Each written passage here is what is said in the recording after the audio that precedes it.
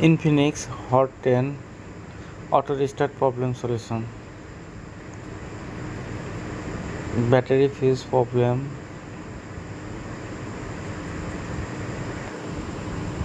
ফিউজটা remove করব।